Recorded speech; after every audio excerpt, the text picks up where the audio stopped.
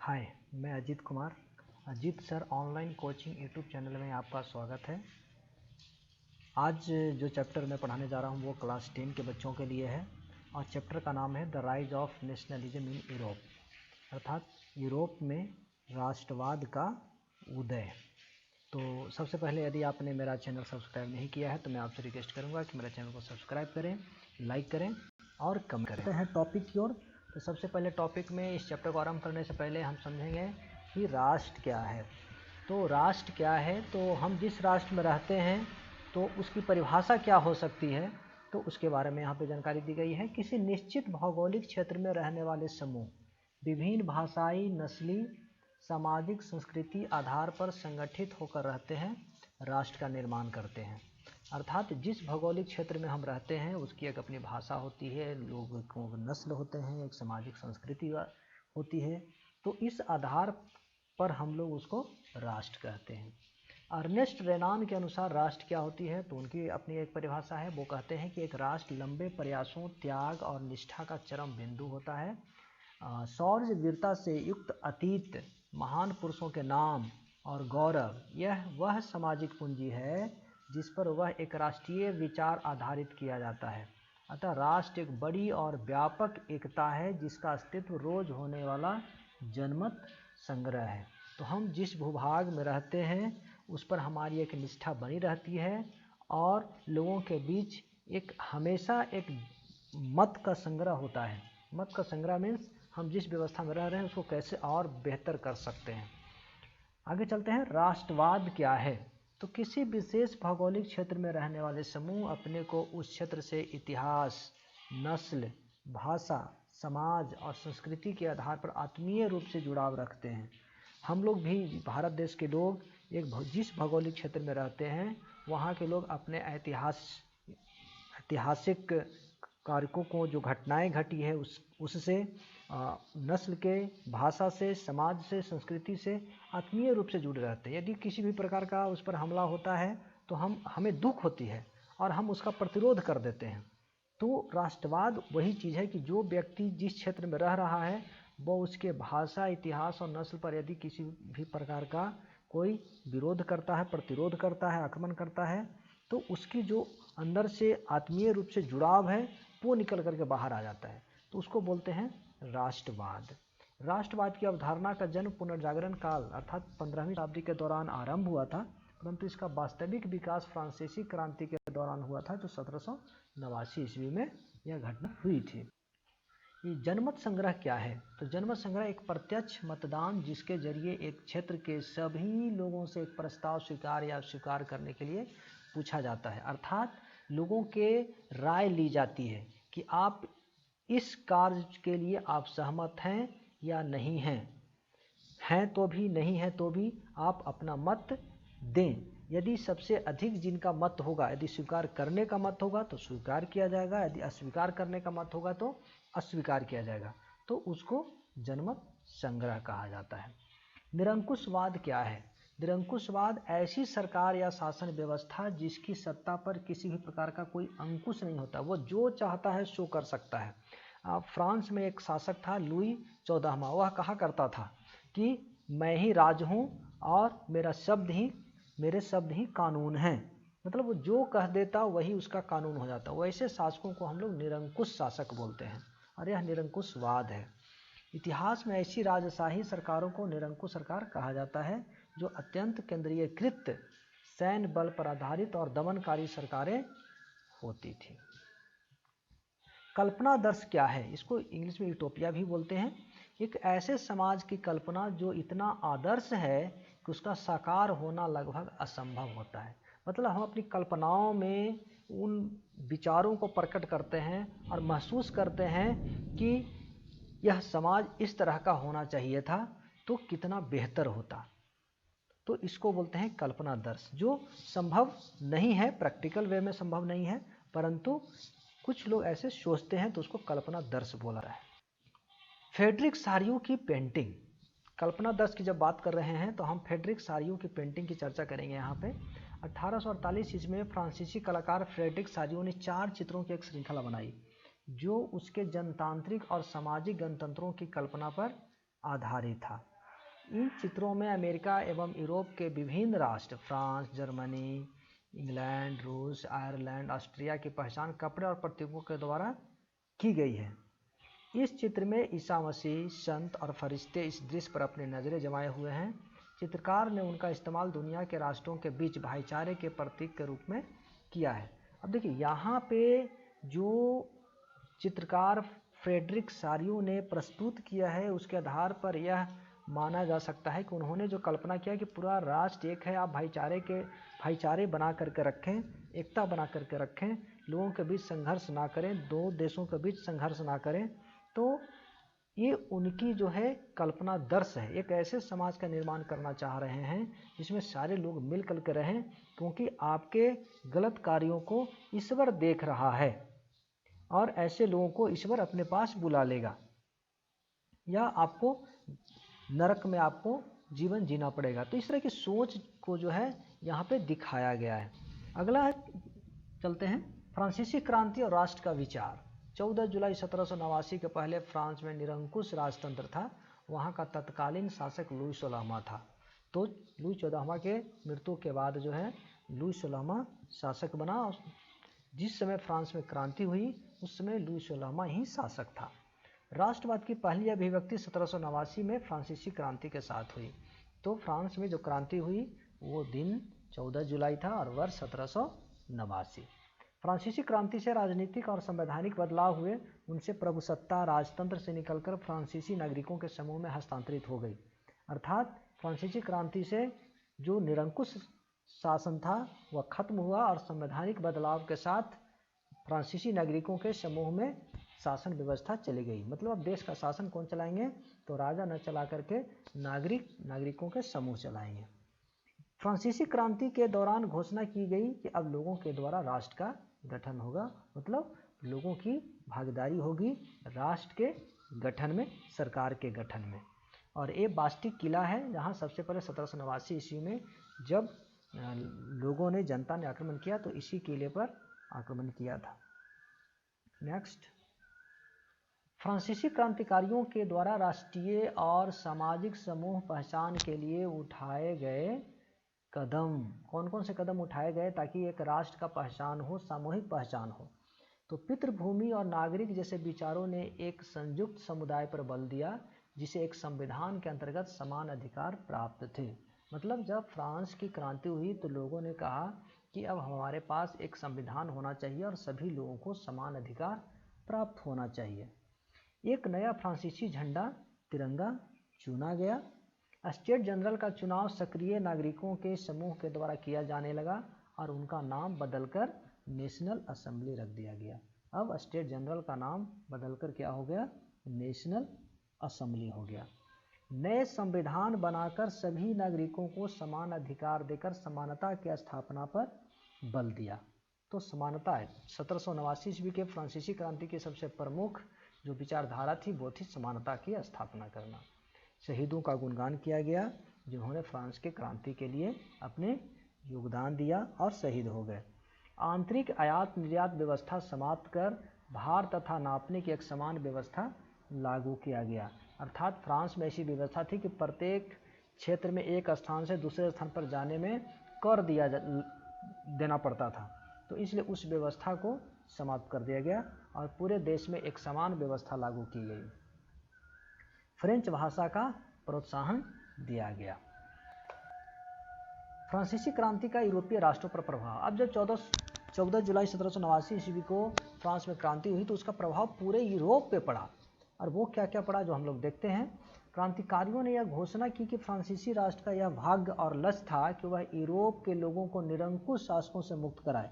मतलब फ्रांस के अलावे और जिन देशों में, यूरोप के जिन देशों में निरंकुश शासन थे, जहाँ राजा का शासन था, जहाँ जनता की भागीदारी नहीं थी, उन निरंकुश शासकों को हटाना था। फ्रांसीसी क्रांति ने यूरोप के निरंकुशवाद के विरुद्ध राष्ट्रीयता की भावना जागृत कर दिया। फ्रांस की घटना से यूरोप के विभिन्न शहरों में छात्र तथा शिक्षित मध्य वर्गों के अन्य सदस्य जैकोबिन क्लबों की स्थापना करने लगे और राष्ट्रवाद की भावना को बढ़ाने में योगदान देने लगे। इनकी गतिविधियों और अभियानों ने उन फ्रेंच सेनाओं के लिए रास्ता तैयार किया जो 1790 के दशक में हॉलैंड, बेल्जियम, स्विट्जरलैंड और इटली के बड़े इलाकों में घुसी, फ्रांसीसी सेनाएं राष्ट्रवाद के विचार को विदेशों में ले जाने लगी। तो जिन जिन इलाकों में फ्रांस की सेना पहुंचती वहां पे राष्ट्रवाद की भावना को बढ़ाने का काम। राष्ट्रवाद के प्रसार में नेपोलियन का योगदान, नेपोलियन बोनापार्ट का योगदान देखते हैं। नेपोलियन बोनापार्ट 1799 ईस्वी में फ्रांस की डायरेक्टरी का शासन प्रमुख बना और प्रथम कौंसल के रूप में फ्रांस की सत्ता पर अधिकार कर लिया। 1804 ईस्वी में वह फ्रांस का सम्राट बन गया। बहुत तेजी से फ्रांस की राजगद्दी तक पहुंच गया। सम्राट के रूप में ब्रिटेन को छोड़कर समस्त यूरोप पर अपना आधिपत्य स्थापित कर लिया था। इन क्षेत्रों में उन सुधारों की शुरुआत की जिन्हें फ्रांस में आरंभ किया जा चुका था। मतलब फ्रांस में जो समानता की भावना थी, जो संविधान की भावना थी, उन भावनाओं को जो है वो अन्य यूरोपीय देशों में भी ले जाने का प्रयास किया। नेपोलियन संहिता लागू किया, जन्म पर आधारित विशेषाधिकार समाप्त कर दिए गए, कानून के समक्ष बराबरी और संपत्ति के अधिकार को सुरक्षित बनाया गया। तो ये सारे इसके नेपोलियन के सुधार थे। डच गणतंत्र, स्विट्जरलैंड, इटली और जर्मनी में नेपोलियन ने प्रशासनिक विभाजनों को सरल बनाया और सामंती व्यवस्था को समाप्त किया। किसानों को भूदासत्व और जागीरदारी शुल्कों से मुक्ति दिलाई। इस बहुत बड़ा मुक्तिदाता के रूप में नेपोलियन बोनापार्ट उभरा और इसकी महान योगदान जो है वो है यूरोप में राष्ट्रवाद की भावना को बढ़ाने का काम किया। इसके अलावा इटली और जर्मनी में एकीकरण की भावना को बल दिया। शहरों में श्रेणी संघ के नियंत्रणों को हटाया, यातायात और संचार व्यवस्थाओं को सुधारा गया। फ्रांसीसी सेनाओं के शुरुआती स्वागत के बाद धीरे धीरे डच गणतंत्र, स्विट्जरलैंड, इटली और जर्मनी के लोग स्वयं में राष्ट्रवाद की भावना बढ़ने लगी। उनके अंदर जब राष्ट्रवाद की भावना हुई कि भाई फ्रांस अपना एक स्वतंत्र और लोगों के द्वारा बनाई गई सरकार है, चुनी हुई सरकार है, तो हम अपने देशों में क्यों नहीं कर सकते। तो ये राष्ट्रवाद की भावना उन देशों में भी बढ़ने लगी।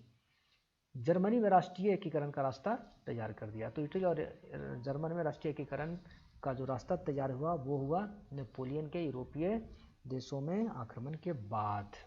अगला जो पॉइंट है वो चलते हैं यूरोप में राष्ट्रवाद का निर्माण। तो 18वीं सदी के दौरान जर्मनी, इटली, स्विट्जरलैंड और कई छोटे छोटे निरंकुश राजतंत्रों के अधीन थे। मतलब 18वीं सदी तक इन सभी देशों में राजाओं का शासन था, राजतंत्र शासन था और इन राजतंत्रों में लोगों की भागीदारी बिल्कुल ही नहीं थी। इन राज्यों में अलग अलग भाषी के लोग रहते थे, जातीय समूहों के लोग रहते थे, पहचान वाले लोग रहते थे। इनकी कोई विशेष एक सामूहिक पहचान नहीं थी, बस ये भाषी के नाम पे, जाति के नाम पे, नस्ल के नाम पे जानते थे। ऑस्ट्रिया हंगरी पर शासन करने वाला हैब्सबर्ग साम्राज्य कई अलग अलग क्षेत्रों और जनसमूहों को जोड़कर बना हुआ था। इन साम्राज्य में कुलीन वर्ग जर्मन भाषा बोलते थे, लंबार्डी और बोनेशिया में इटावली भाषा और हंगरी में मग्यार भाषा का प्रयोग होता था और शेष अन्य भाषाएं का प्रयोग करते थे। मतलब एक राष्ट्र नहीं था, सभी को जोड़ करके और उस पर निरंकुश शासन करने के लिए ताकत के बल पर उनको एक साथ रखा गया था। इन समूहों को आपस में बांधने वाला तत्व सम्राट के प्रति निष्ठा थी। इनसे राजनीतिक एकता को आसानी से बढ़ावा नहीं मिल सकता था, इसलिए ये राष्ट्रवाद के निर्माण में बाधक थे। चलिए, राष्ट्रवाद के विकास में सहायक तत्व 18वीं सदी में आप यहाँ पे देख सकते हैं राष्ट्रवाद के विकास में सहायक तत्व। तो 18वीं सदी के यूरोप में कुलीन वर्ग सामाजिक और राजनीतिक रूप से प्रभावशाली समूह था। ग्रामीण इलाकों में जायदाद और शहरों में हवेलियों के मालिक थे। जमीन के अधिकांश भाग इनके नियंत्रण में थे। मतलब यूरोप में लगभग 80% संपत्ति पर इन कुलीन वर्गों का अधिकार था। जनसंख्या के अधिकांश लोग कृषक थे, परंतु कृषि जमीन पर अधिकार नगण्य थे। मतलब 20% लोग ही कृषक लोग के पास अपनी ज़मीनें थी और सबसे अधिक 80% कर जो है किसान देते थे और एक कुलीन वर्ग के लोग कर भी नहीं देते थे, ये कर मुक्त थे क्योंकि इनके पास विशेषाधिकार था। 8वीं और 19वीं सदी में औद्योगिक उत्पादन से व्यापार वाणिज्य का विकास होने से एक नया मध्यम वर्ग तैयार हुआ। मध्यम वर्ग में उद्योगपति, पूंजीपति, व्यापारी, नौकरी पेशा के लोग और अन्य व्यवसायी वर्ग शामिल थे। शिक्षित होने के कारण इस वर्ग में राष्ट्रवादी भावना का विकास अधिक हुआ। उदारवादी राष्ट्रवाद को देखते हैं क्या है। उदारवाद शब्द की उत्पत्ति लैटिन भाषा के मूल शब्द लिबरस पर आधारित है, जिसका अर्थ होता है आज़ाद होना। नए मध्यम वर्ग के लिए उदारवाद का मतलब था व्यक्ति के लिए आज़ादी, कानून के समक्ष सबकी बराबरी। ये मध्यम वर्ग के लोगों के लिए थी। फ्रांसीसी क्रांति के बाद उदारवाद, निरंकुश शासक और पादरी वर्ग के विशेषाधिकारों की समाप्ति, संविधान तथा संसदीय प्रतिनिधि सरकार के पक्षधर थे। मतलब अब ये चीज़ें मध्यम वर्ग की ओर भी उन्मुख हो रही थी और जिन जिन देशों में मध्यम वर्ग का उदय हुआ उन देशों में अब निरंकुश शासन के विरुद्ध असंतोष की भावना बढ़ने लगी, पादरियों के विशेषाधिकारों के प्रति भी असंतोष बढ़ने लगी और वो इनके पदवी को, इनके विशेषाधिकारों को समाप्ति चाहते थे और देश में नए संविधान और नई कानूनी व्यवस्था के पक्षधर थे। निजी संपत्ति की सुरक्षा के अधिकार की भी मांग करते थे उदारवादी। सैद्धांतिक रूप से उदारवादियों ने समानता पर बल दिया, परंतु व्यवहार में लागू नहीं किया गया। वयस्क मताधिकार के लिए 19वीं और 20वीं सदी में महिलाओं सहित वयस्कों को आंदोलन करना पड़ा। आर्थिक क्षेत्र में उदारवादी बाजारों की मुक्ति और चीज़ों और पूंजी के आवागमन पर राज द्वारा लगाए गए नियंत्रणों को खत्म करने के पक्ष में थे। अब धीरे धीरे जैसे जैसे औद्योगिक उत्पादन बढ़ने लगा वैसे वैसे लोगों की सोच बढ़ने लगी और जितने भी समस्याएं आती गई उसका निराकरण अब सरकार से करने को उत्सुक थे ताकि सरकार इन समस्याओं को दूर करे।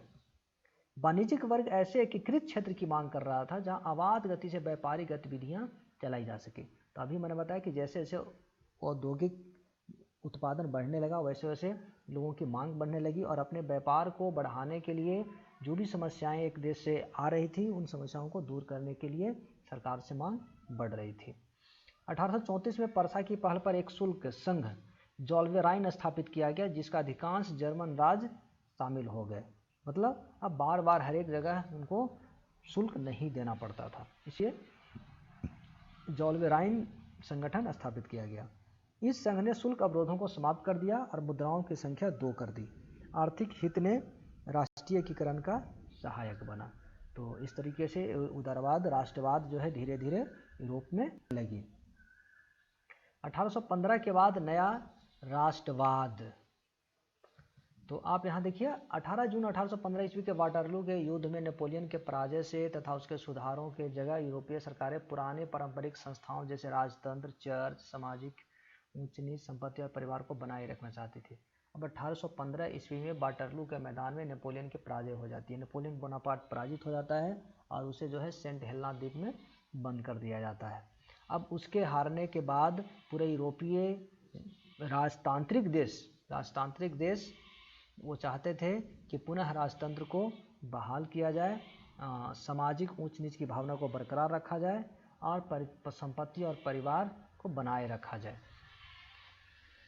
इसी संदर्भ में यूरोप में एक वियना सम्मेलन होता है, वियना संधि होती है 1815 ईस्वी में। इसका नेतृत्व ऑस्ट्रिया का प्रधानमंत्री या चांसलर भी उसको बोलते हैं, वो मेटरनिख ने किया।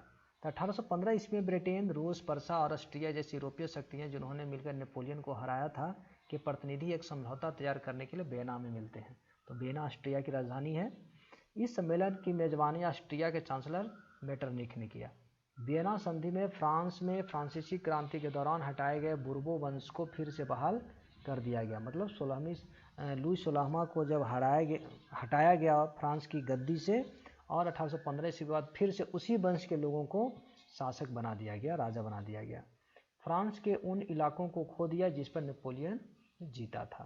फ्रांस की सीमाओं पर कई राज स्थापित कर दिए ताकि भविष्य में फ्रांस विस्तार न कर सके। में तटस्थ राज जो है स्थापित किया गया। ज़्यादातर सरकारें सेंसरशिप के नियम बनाए जिनका उद्देश्य अखबारों, किताबों, नाटकों और गीतों में व्यक्त उन बातों पर नियंत्रण लगाना था जिससे फ्रांसीसी क्रांति से जुड़े स्वतंत्रता और मुक्ति के विचार झलकते थे। तो सेंसरशिप क्या हुआ? सेंसरशिप हुआ कि यदि कोई व्यक्ति अपने विचार व्यक्त करता है तो वो अपने विचार व्यक्त नहीं कर सकता है, या जो व्यक्ति जो प्रतिदिन होने वाली घटनाओं को अखबारों के माध्यम से निकालना चाहता है तो बिना सरकार के आदेश से वो निकाल नहीं सकता है। तो ये सेंसरशिप होती है।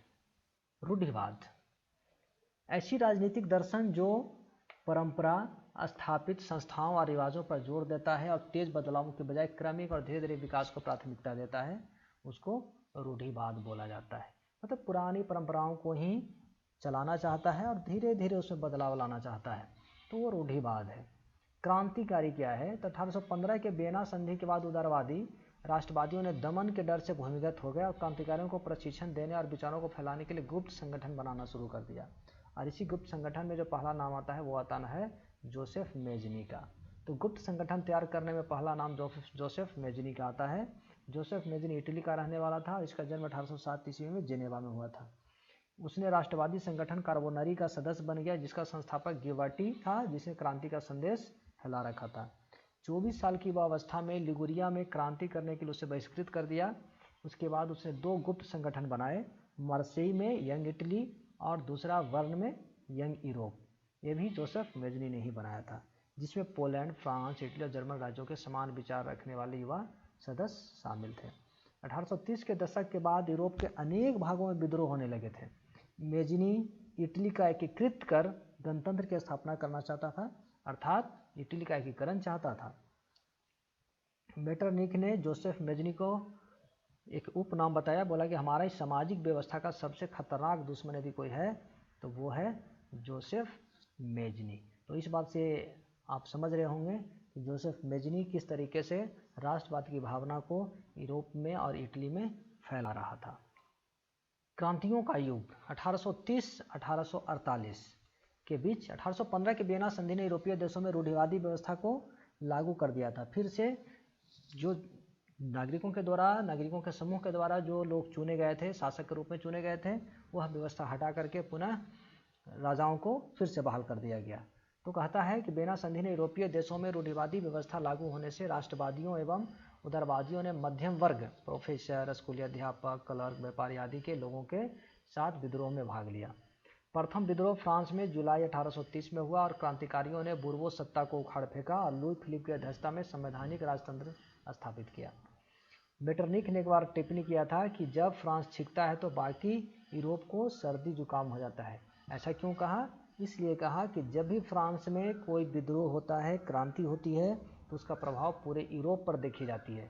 इसलिए मेटरनिख ने इस टिप्पणी को कहा कि जुलाई 1830 ईस्वी में जो क्रांति फ्रांस में हुई है, इसका प्रभाव यूरोप के अन्य देशों पर भी पड़ना लाजमी है। इसीलिए यह बात मेटरनिख ने कहा कि जब भी फ्रांस छिकता है तो बाकी यूरोप को सर्दी जुकाम हो जाता है।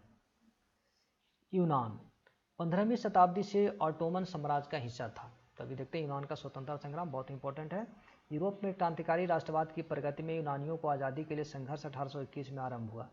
1821 से यूनानी अपने देश की स्वतंत्रता के लिए लड़ाई आरंभ किया। और चूँकि यूरोप में यूनान पड़ता है, लेकिन उसका साम्राज्य ऑटोमन साम्राज्य के अंतर्गत आता है। ईरान जो देश थी वह ऑटोमन साम्राज्य के अंतर्गत आता है, जिसका मुखिया खलीफा था। यूरोपीय देशों के राष्ट्रवादियों का प्राचीन यूनानी सभ्यता संस्कृति के प्रति सहानुभूति रखते थे। जैसा कि हम लोग भी जानते हैं कि आप सिकंदर का नाम जानते होंगे, अगर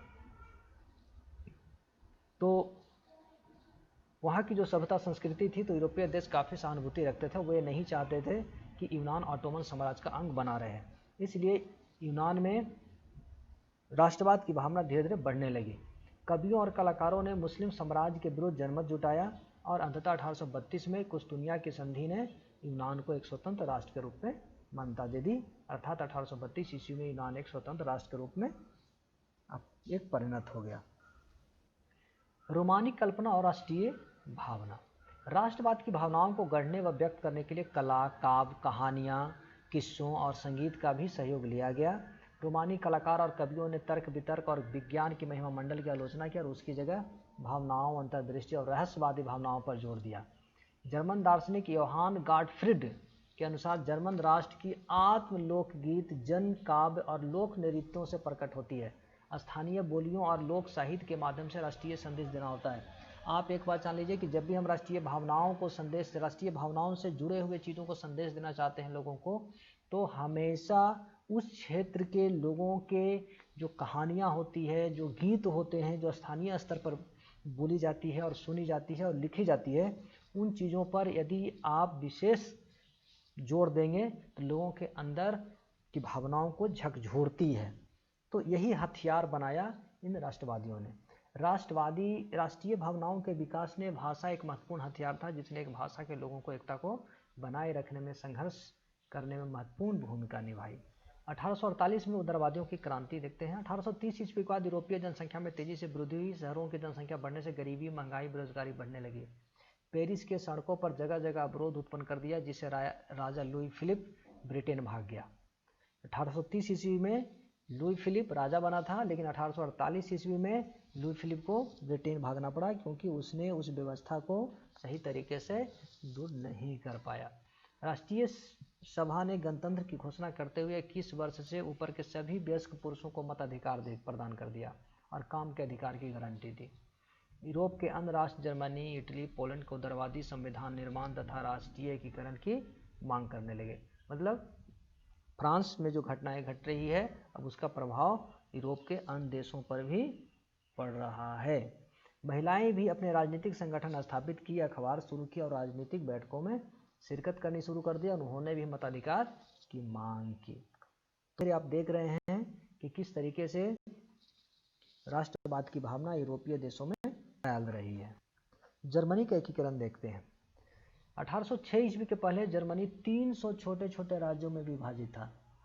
तभी सभी राज्य पवित्र रोमन साम्राज्य के प्रति समान श्रद्धा रखते थे। 1806 ईस्वी में नेपोलियन के आक्रमण ने जर्मनी एकीकरण की नींव रखी और छोटे छोटे राज्यों को मिलाकर 39 राज्यों का राइन संघ बनाया। मतलब 300 छोटे छोटे राज्य थे, उन सभी 300 छोटे छोटे राज्यों पर को खत्म करके मात्र 39 राज्यों का एक संघ बनाया, जिसका नाम रखा राइन संघ। नेपोलियन के आक्रमण ने जर्मन राष्ट्रवाद को बढ़ावा दिया। साथ ही स्टीन, गॉटफ्रीड, कांट, हीगेल आदि चिंतक बुद्धिजीवियों ने राष्ट्रवादी भावना को प्रसार करने में महत्वपूर्ण भूमिका निभाई। मतलब ये सभी लोग, स्टीन, गॉटफ्रीड, कांट, हीगेल, ये सभी लोग जर्मनी में जर्मनी के लोगों को राष्ट्रीय भावना को बढ़ाने में सहायता कराई। 1848 ईस्वी में जर्मन महासंघ के विभिन्न इलाकों को जोड़कर पर्सा के राजा फ्रेडरिक विलियम चतुर्थ को निर्वाचित संसद द्वारा शासित राष्ट्र राज्य का नेतृत्व करने का प्रस्ताव दिया गया। अर्थात कुछ लोगों ने जर्मन महासंघ मिलाकर के ऐसा प्रस्ताव दिया पर्सा के राजा को कि आप जर्मनी का राजा बन जाएं, लेकिन उसने अस्वीकार कर दिया। फ्रेडरिक विलियम चतुर्थ की मृत्यु के बाद उसका पुत्र विलियम प्रथम राजा बना और जर्मनी का एकीकरण चाहता था। यह तभी संभव था जब ऑस्ट्रिया फ्रांस को पराजित किया जाए। अब सामने समस्या क्या आ रही है? जर्मनी के एकीकरण में दो प्रमुख समस्या आ रही है। वो है कि ऑस्ट्रिया और फ्रांस दो रोड़े हैं, इस दोनों रोड़ों को हटाने के लिए दोनों को पराजित करना होगा, लेकिन पराजित करने के लिए एक सशक्त सैनिक बल की आवश्यकता पड़ेगी। उसने पर्सा को सैनिक रूप से सशक्त बनाने, कौन? विलियम प्रथम पर्सा को सैनिक रूप से सशक्त बनाने और राजनीतिक गतिरोध को दूर करने के लिए 1862 ईस्वी में बिस्मार्क को अपना चांसलर या प्रधानमंत्री बनाया। तो इसको बिस्मार्क बोलते हैं। जर्मनी के एकीकरण के लिए 3 युद्ध किए। 1864 ईस्वी में पर्सा ने डेनमार्क को पराजित किया। 1866 ईस्वी में पर्सा ने सेडोवा के युद्ध में ऑस्ट्रिया को पराजित किया। 1870 में पर्सा ने सेडान के युद्ध में फ्रांस को पराजित किया। तो ये दोनों आप देख रहे हैं, ऑस्ट्रिया और फ्रांस जो प्रमुख रोड़े थे वो दूर हो गए। 1871 ईस्वी में फ्रैंकफर्ट की संधि द्वारा दक्षिणी जर्मन राज्य को उत्तरी जर्मन महासंघ में मिला लिया गया और इस तरह जर्मनी का एकीकरण पूरा हुआ। तो 18 जनवरी 1871 ईस्वी में बर्सराय के शीश महल में विलियम प्रथम को जर्मनी का सम्राट घोषित किया गया। नए जर्मन राष्ट्र ने मुद्रा, बैंकिंग और कानूनी तथा न्यायिक व्यवस्था का आधुनिकीकरण पर जोर दिया। तो इस तरीके से विलियम प्रथम और बिस्मार्क के प्रयास से जर्मनी का 300 छोटे छोटे राज्य थे वह 39 राज्यों में तब्दील हो गया और 39 राज्यों में से पुनः एक होकर के एक जर्मन सशक्त राष्ट्र बना। तो ये था जर्मनी का एकीकरण। अब आते हैं इटली के एकीकरण पर। तो इसकी प्रमुख बाधाएं को सबसे पहले समझते हैं। इटली भी जर्मनी की तरह विखंडन का शिकार था। इटली अनेक वंशानुगत राज्यों तथा बहुराष्ट्रीय हैब्सबर्ग साम्राज्य में बिखरा हुआ था। 19वीं शताब्दी के मध्य में इटली 7 राज्यों में बटा हुआ था, जिनमें सिर्फ सार्डिनिया, पिडमोंट में एक इटाबली राजघराने का शासन था। उत्तरी भाग ऑस्ट्रिया हैब्सबर्ग के अधीन था, मध्य इलाके पोप के शासन में थे और दक्षिणी क्षेत्र स्पेन के बुर्बो राजाओं के अधीन था। मतलब वे भी कई कई अलग अलग क्षेत्रों में बटे हुए थे। इटली में अनेक क्षेत्रीय भाषा विद्वान थी, लेकिन कोई भी एक इटावली भाषा का रूप नहीं दे सका। तो ये अलग अलग प्रांत आप देख रहे हैं, ये इटली है, ये अलग अलग प्रांत है।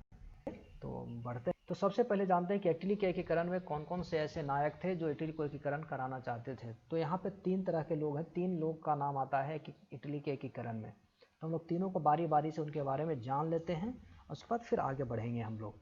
तो सबसे पहले नाम आता है जोसेफ मेजनी का। इसके पहले भी हम लोग जोसेफ मेजनी के बारे में पढ़ चुके हैं।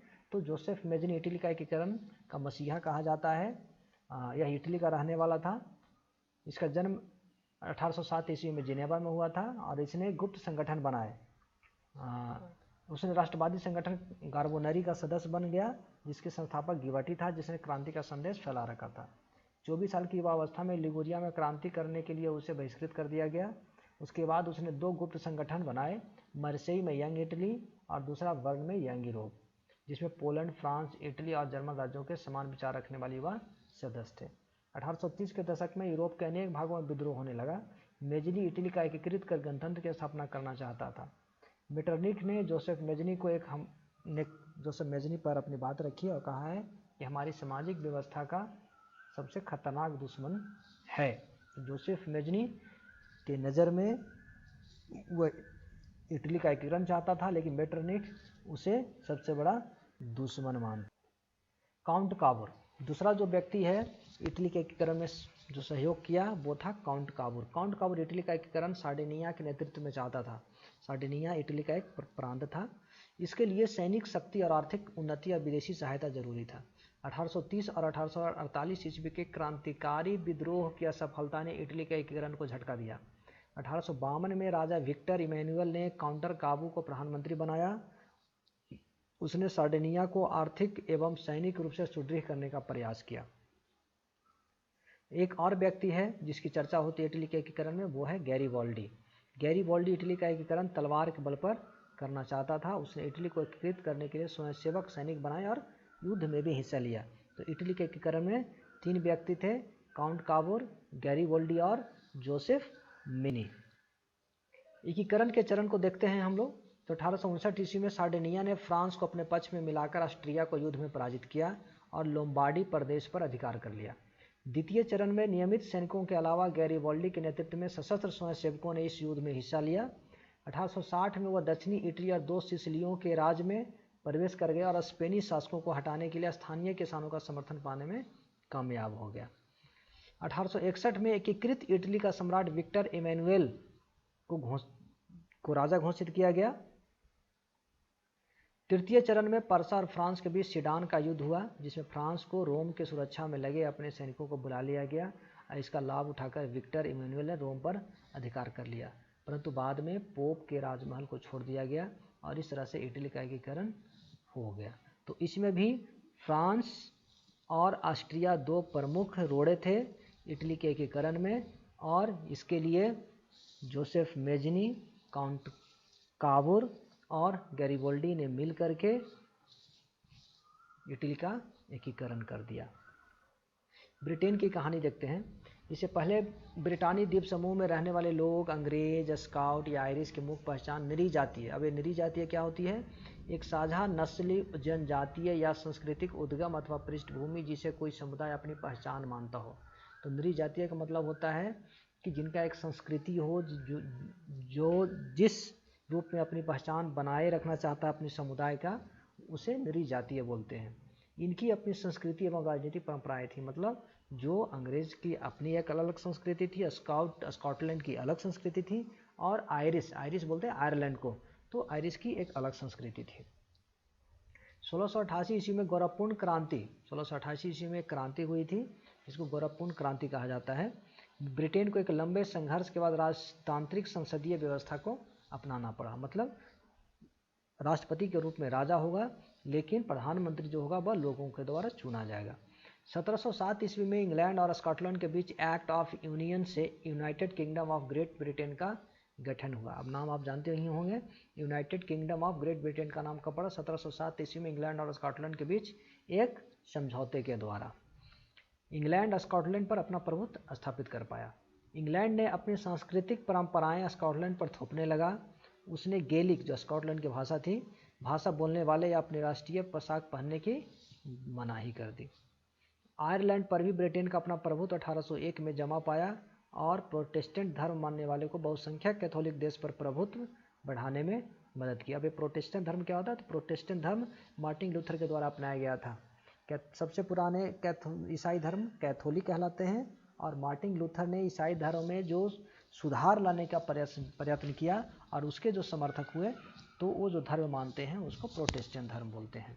स्कॉटलैंड और आयरलैंड में ब्रिटेन के प्रतीक चिन्हों, झंडा, यूनियन जैक और राष्ट्रीय गान को बढ़ावा दिया। तो ब्रिटेन ने स्कॉटलैंड और आयरलैंड में अपनी प्रभुसत्ता बनाए रखने में कामयाब रहा। तो अब आप यहाँ पे देख सकते हैं कि यह स्कॉटलैंड है, ए इंग्लैंड है और ए आयरलैंड है। जब स्कॉटलैंड और इंग्लैंड की संधि हुई 1707 ईस्वी में, United kingdom of great Britain नाम का गठन किया गया। तो उस संधि के द्वारा इसको कहा गया ग्रेट ब्रिटेन। और ये आयरलैंड है, इसको भी 1801 ईस्वी में अपना प्रभुत्व में स्थापित कर लिया। राष्ट्र दृश्य की कल्पना। किसी राष्ट्र को चेहरा देना, उसका मानवीकरण करना एक मुश्किल काम है। राष्ट्र को व्यक्ति के रूप में दिखाने के लिए नारी को चुना गया। फ्रांसीसी क्रांति के दौरान लाल टोपी या टूटी जंजीर स्वतंत्रता का प्रतीक माना जाता था, और इंसाफ का प्रतीक महिला जिसकी आंखों पर पट्टी बंधी हुई थी मानी गई। तो हम लोग भी देखते हैं न्यायालय वगैरह में, आप देखते होंगे इंसाफ के प्रतीक के रूप में कि एक महिला खड़ी होती है और उसके हाथों में तराजू होता है और आंखों पर पट्टी बंधी होती है। 19वीं सदी के दौरान राष्ट्रीय प्रतीक के रूप में फ्रांस में मरियान नामक काल्पनिक नारी को चुना गया, जो जन राष्ट्र के विचार को रेखांकित किया। मरियान को छवि सिक्कों एवं डाक टिकटों पर भी अंकित की गई। जर्मेनिया जर्मन राष्ट्र की एक रूपक बन गई। जर्मेनिया बलूत वृक्ष के पत्तों का मुकुट पहनती थी, क्योंकि बलूत वीरता का प्रतीक है। तो ठीक इसी प्रकार से मरियान की तरह और जर्मेनिया की तरह भारत के में भी जो है एक नारी रूपक चित्र बनाया गया, जिसको हम लोग भारत माता को चित्रित कर। इसके अलावा राष्ट्रवाद और साम्राज्यवाद में थोड़ा जान लें। 19वीं सदी उत्तरार्ध में राष्ट्रवाद एक संकीर्ण सिद्धांत बन गया। राष्ट्रवाद साम्राज्यवाद का रूप लेने लगा और यह संघर्ष के रूप में अपना आकार लेने लगा। मतलब राष्ट्रवाद का मतलब हो गया कि हमें अपने देश से प्यार है, इस और जो दूसरा देश है उससे हम कहीं ज़्यादा श्रेष्ठ हैं। इसलिए यदि कोई दूसरा देश किसी अन्य देशों पर आक्रमण करता, तो वह देश भी चाहता था कि उसका भी राजा जो है, उसका भी शासक जो है, दूसरे देशों पर अधिकार करके ज़्यादा से ज़्यादा क्षेत्रों पर अधिकार कर सके। तो यह राष्ट्रवाद साम्राज्यवाद का रूप ले लिया। तो उसी संदर्भ में यह एक बाल्कन क्षेत्र है। बाल्कन क्षेत्र के अंतर्गत आधुनिक रोमानिया, बुल्गारिया, अल्बेनिया, यूनान, Macedonia, Croatia, Bosnia Herzegovina, Slovenia, Serbia और मोंटेनीग्रो शामिल थे। बाल्कन क्षेत्र के निवासियों को स्लाव नाम से पुकारा जाता था। इसके बड़े क्षेत्र पर ऑटोमन साम्राज्य का अधिकार था। तो अब आप ये देख सकते हैं, मैं यहाँ पे ये रेड से मैं दिखा रहा हूँ, ये इस क्षेत्र को बाल्कन क्षेत्र बोलते हैं। और यहाँ पे इस क्षेत्रों में स्लाव जाति के लोग रहते थे और स्लाव भाषा बोलते थे, और यहाँ पे ऑटोमन साम्राज्य का अधिकार था। 19वीं सदी में राष्ट्रवाद को विचार बाल्कन क्षेत्र में भी स्वतंत्रता के बीच बोया और अपनी स्वतंत्रता की घोषणा करने लगे। मतलब जो जो राष्ट्र थे ये सब सभी अपने अपने राष्ट्र स्वतंत्रता के लिए आगे बढ़ने लगे। परंतु यूरोप की बड़ी शक्तियाँ जैसे रूस, जर्मनी, इंग्लैंड, ऑस्ट्रिया हंगरी देशों ने बाल्कन क्षेत्र में अपना प्रभुत्व बढ़ाने की होड़ लग गई। मतलब उन जो इसके आसपास के देश थे उन देशों पर जो है अधिकार करने की कोशिश करने लगे। इसके लिए सैनिक शक्तियाँ बढ़ाने पर जोर दिया, जिसका परिणाम हो गया अंततः प्रथम विश्व युद्ध, जो 1914 ईस्वी से 1918 ईस्वी के बीच चला, और इसको विश्व का पहला प्रथम महायुद्ध कहा जाता है। इस तरीके से तो चैप्टर समाप्त होती है। यदि आपने फिर से हमारा चैनल सब्सक्राइब नहीं किया है तो आपसे अनुरोध है कि आप मेरे चैनल को सब्सक्राइब करें, लाइक करें और कमेंट करें। जय हिंद, जय भारत।